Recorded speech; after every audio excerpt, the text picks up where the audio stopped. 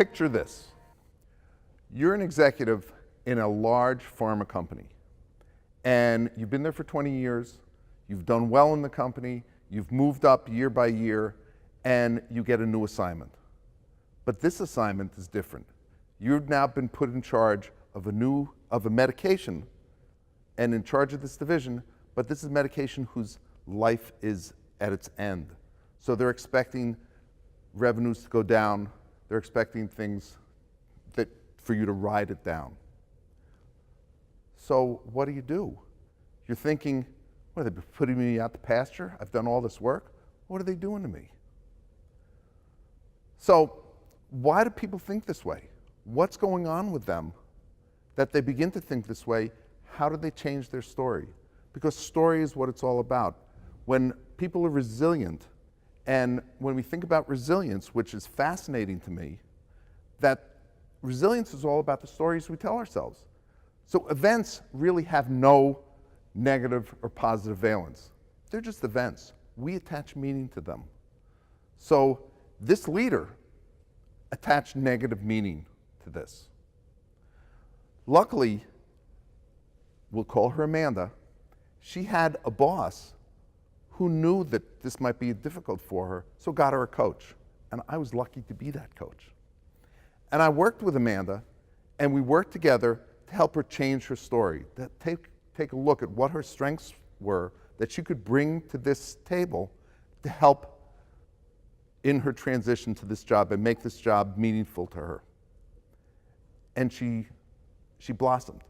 What she did is she took her team, brought them together, worked with them, and they created a vision for where they wanted to get to and a purpose of making the medication take off. And what happened was they were planning, the revenue line was expected to be this way, she changed it to this way. And she became a star in the company again. So it was this resilience that did it.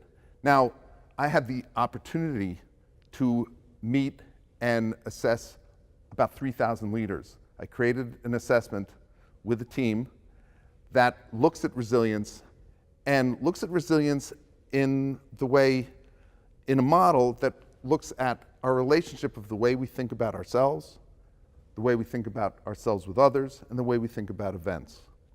And it came up with a number of attributes that it appeared are related to resilience.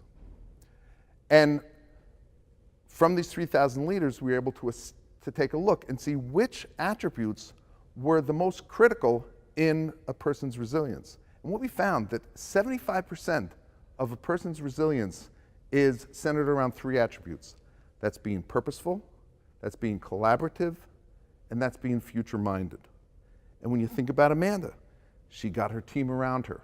That was a collaborative. She looked to the future, how we're going to make this different. And she created a purpose and a vision with her group that they were able to move forward. Let me tell you another story. Let me tell you about Bill. So Bill worked in construction. He decided he wanted to open a pizza place, but he wanted his pizza place to be different. He wanted one that was part of the community and really integrated into the community. And he wanted one that had integrity. So what he did is he came up with a list of values that he wanted his company to have. Values that include integrity, openness, honesty, and transparency, and being connected to the community. And it worked.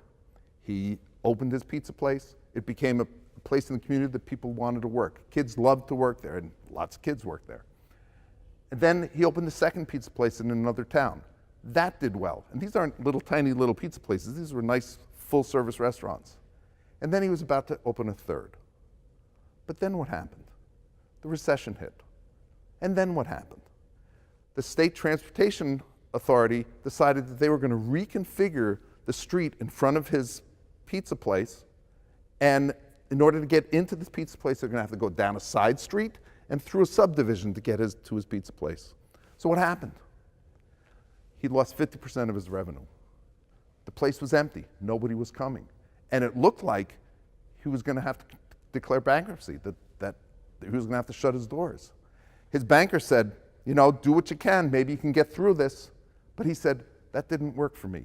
He said, what I need to do is I'm going to reach out to my community because that's what was important to me.